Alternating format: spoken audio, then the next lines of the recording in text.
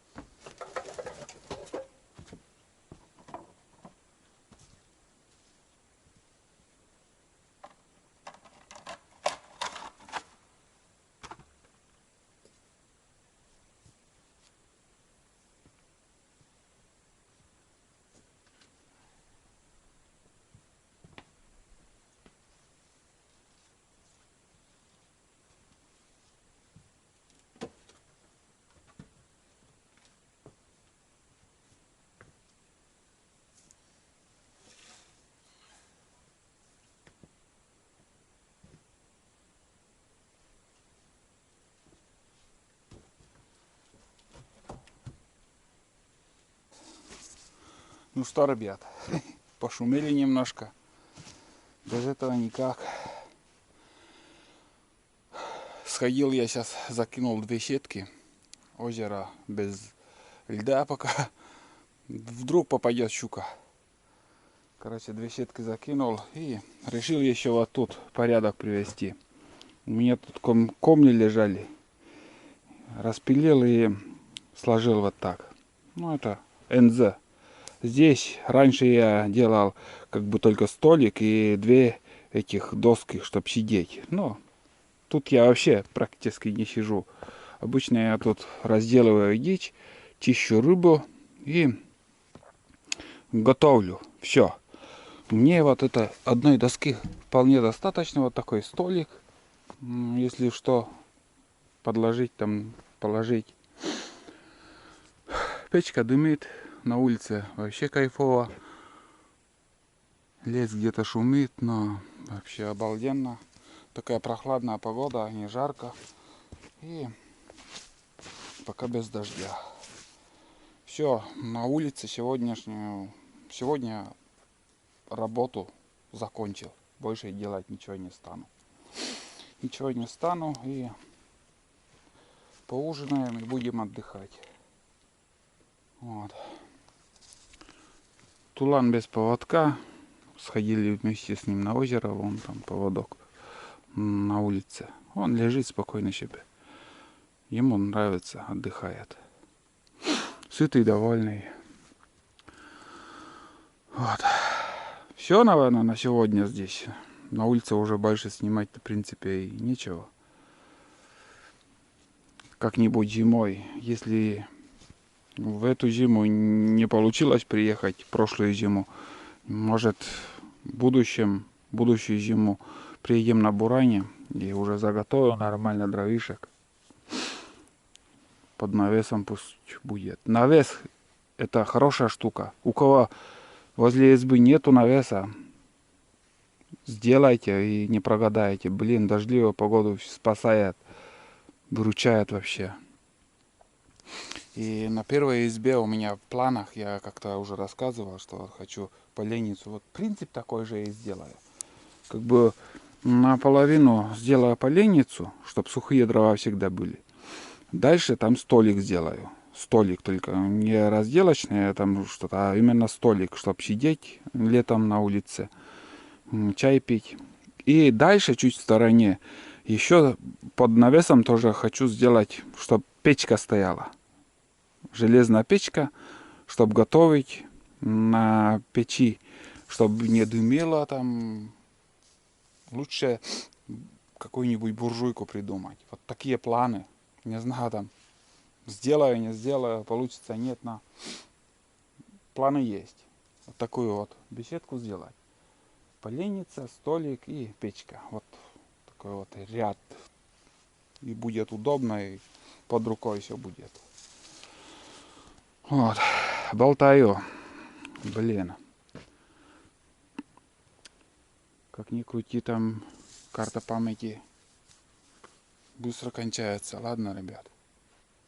Меньше буду болтать. А хочется поговорить, высказаться, хочется там показать, что-то рассказать. Все хочется. Вот так вот. Ну вот, ребят, наконец-то я за столом, в тепле сижу. В избушке очень тепло, хорошо. Сейчас время 16 часов 25 минут. Ну, уже вечереет. Сейчас уже будет скоро, через часик уже будет совсем темно. Вот.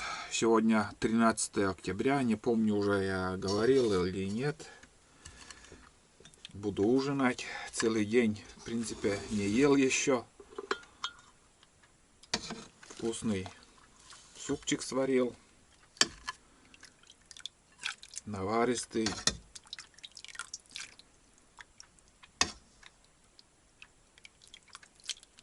Сейчас навернем тарелки 2-3. И вообще будет класс.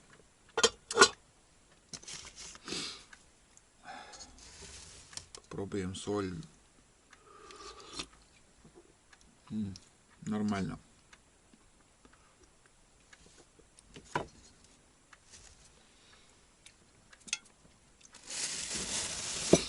Вот. Короче, у реки, немножко подправлю. Сегодня у реки я как-то моментом сказал, что поговорим о моторных лодках, о лодочных моторах.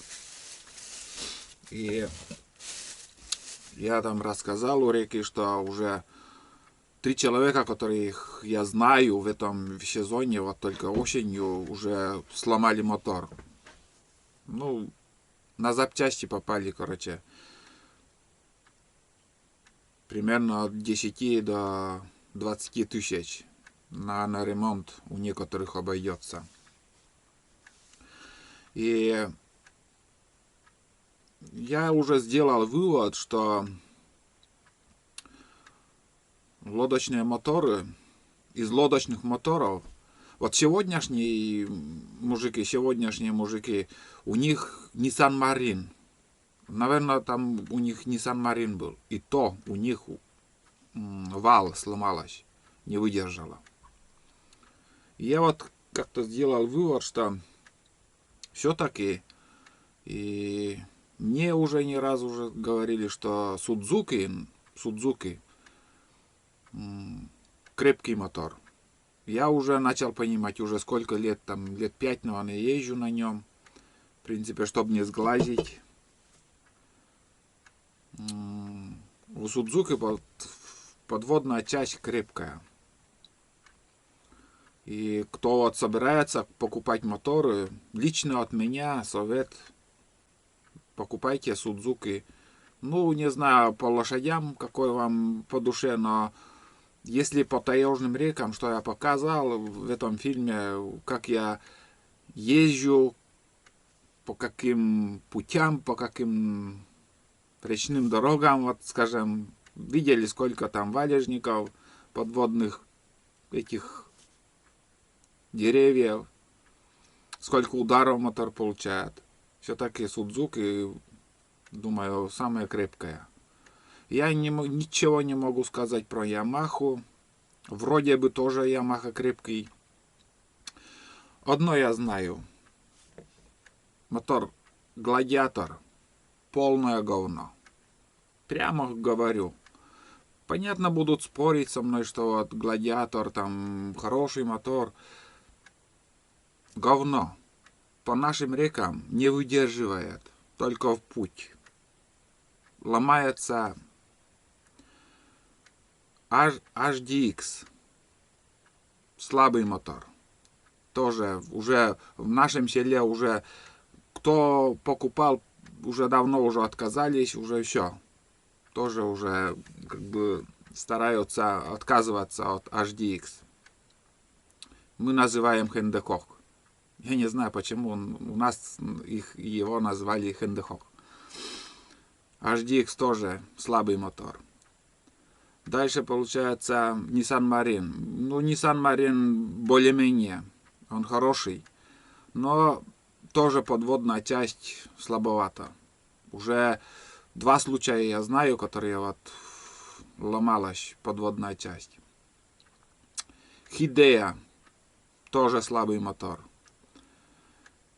Дальше какие еще остались? Ну вот Ямаха, я про Ямаху ничего не могу сказать. Может, что-то я еще забыл про какой-то мотор. Но вот что я перечислил. И вот Судзуки и Ямаха, наверное, более-менее моторы крепкие. Я свое мнение высказал. Пишите в комментариях, что как думает, но думаю, и меня можно прислушиваться, потому что я вижу, как люди ездят на своих моторах. Я езжу. У меня совсем новый мотор был у Судзуки. Этот магнито. После 8 часов езды у меня магнито сгорело. Вот этот как его, поломка была. Дальше. У Судзуки есть слабинка, болезнь. Это 100%. Болезнь это карбюратор. Карбюратор я сейчас вот ездил домой, я разбирал, продувал все это дело. И каждый год по несколько раз приходится разбирать. Я не знаю, что там попадает. Но я вот ехал сейчас вот домой, когда съездил, ехал уже перебоями. Так, бум-бум-бум-бум-бум. Вот такие перебои уже. Все, это значит, что моторка засорилась, карбюратор, и я лучше дома, думаю, прочищу, и вот нормально вроде как приехали. Зарекаться не стану, что вот Судзуки неубываемый мотор, еще что-то, никто не знает. В любой момент, в любом случае, любой запчасть может там крякнуть, сломаться, но я сказал, что знаю, и кто вот выбирает мотор и не может выбрать, скажем, какой лучше. Я сказал свое мнение. Еще вот, как сказать, также Хидея, про Хидею я рассказывал. Хидея, вот сейчас я ездил, и точно еще один человек ко мне приходил, и у него тоже уже второй раз, говорит, у Хидеи 9,8, наверное, у него.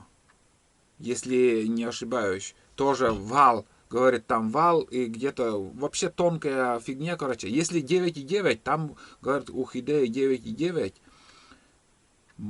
Блин, главное, чтобы не перепутал название мотора. Вот 9,9, там, говорит, уже подводная часть, как у вихря. Он крепкий. А вот 9,8 уже все, слабинка уже есть.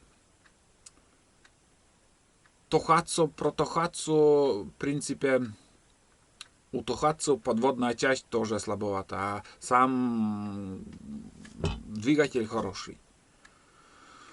Вот, я хотел сегодня проговорить про, как сказать, про эту тему, про моторки. И я тоже хотел уже 9,8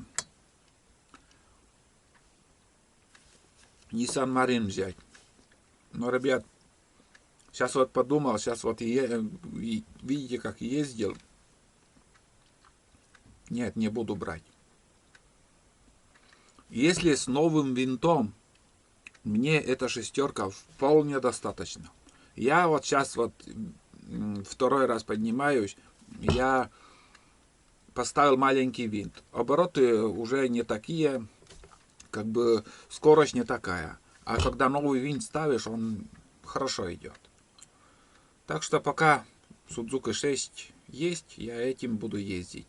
А в будущем фиг знает, что я буду брать, но, блин, такие цены, что лучше пока я об этом, о моторах я не буду говорить и думать, потому что 100 с лишним тысяч это дорого. Нет.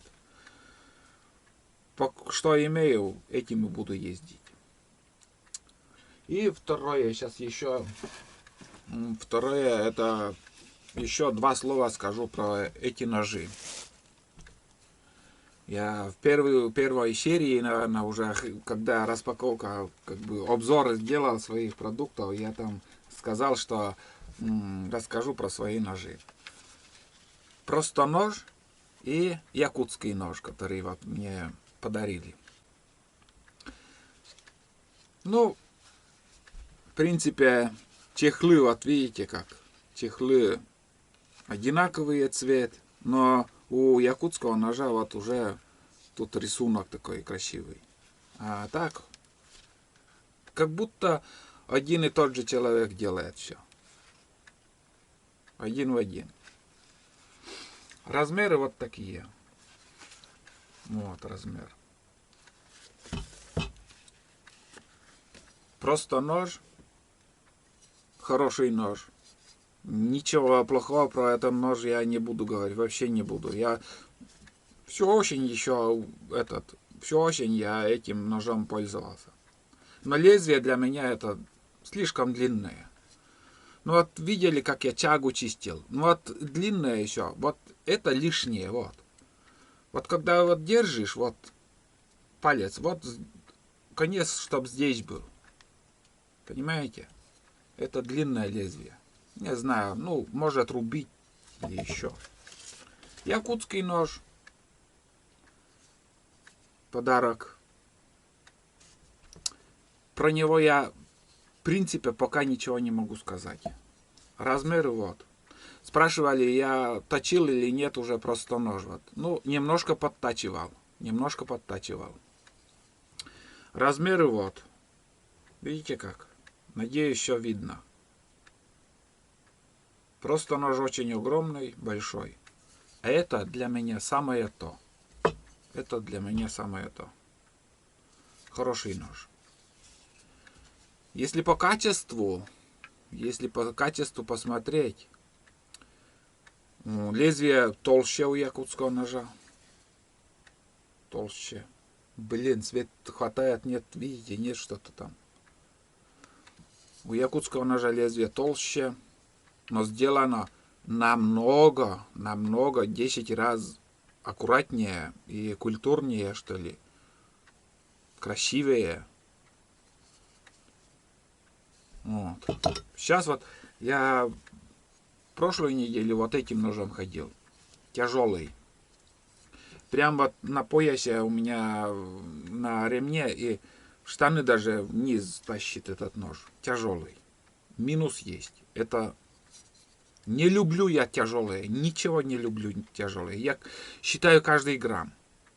У меня видели в прошлых походах свой нож. Он вообще убитый, но он режет и нормально. Он легкий.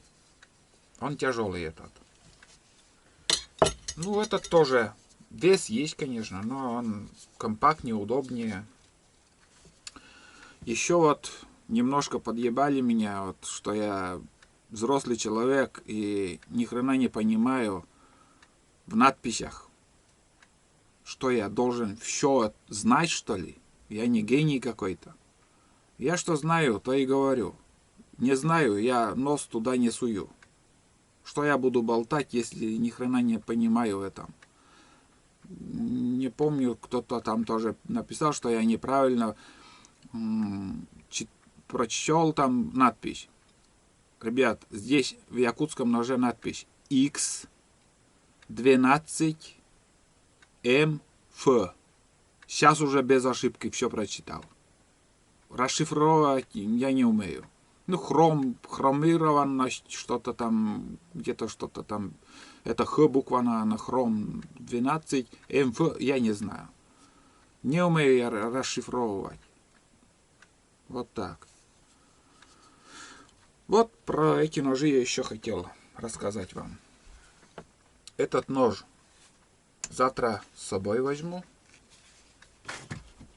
Этот нож тяжелый. Ой, тяжелый. Но если надумаете покупать, покупайте смело. Нож хороший. Нож хороший, прям сидит в руках. Режет хорошо. Если кто надумает покупать якутский нож, в описании все есть. И скидка будет. Так что дело ваше, заказывать или нет.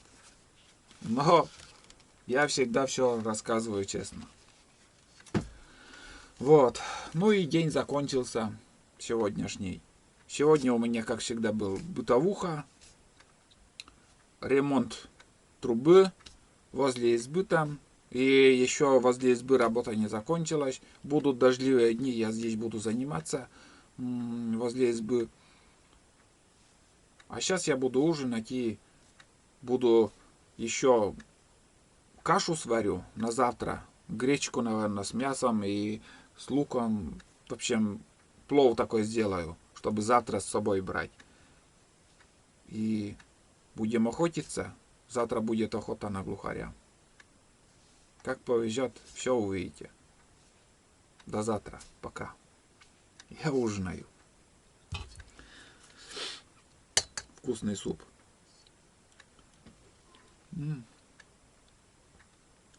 уже остывает.